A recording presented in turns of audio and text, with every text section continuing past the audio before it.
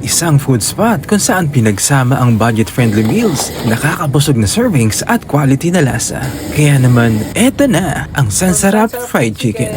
Kung mahilig kayo sa fried chicken, silog-style meals at mga pagkaing bagay sa Pinoy appetite, siguradong may makikita kayong magugustuhan dito.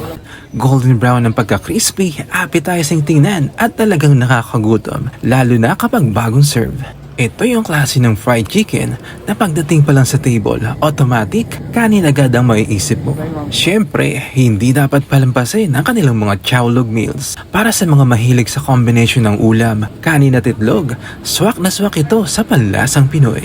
Simple ang concept pero kapag tama ang timpla, sakto ang combo, siguradong satisfying ang bawat kagat. Hindi mo na kailangan ng bonggang presentation para ma-enjoy ang pagkain.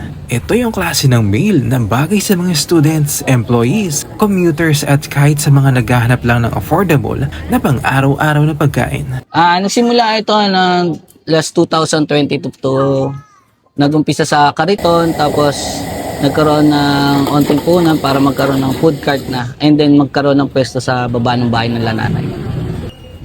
Dito po sa Sansarap Fried Chicken, yung nakasanayan po nating silog at itlog, nilevel up po namin siya sa chowpan at itlog, kaya po namin siya tinawag na chowlog. Meron po tayo dito yung mga bestseller natin na liempo, garlic pepper beef, yung fried chicken natin, burger steak, quarter pounder po siya, tapos may Hungarian din po. Nag-start siya sa 69 pesos pang student meal and then ang pinakamahal is 139 pesos. Ang exact location po namin 1249 Castaños Street, Sampaloc, Manila, at the back of National University and Twin Church, Yes, Loreto Church. Malapit lang din po kami sa legendary na merendahan na si Butcheng. Konting tumbling lang po. And nag-o-open kami 5:30 p.m. to 11 p.m. po. Yes.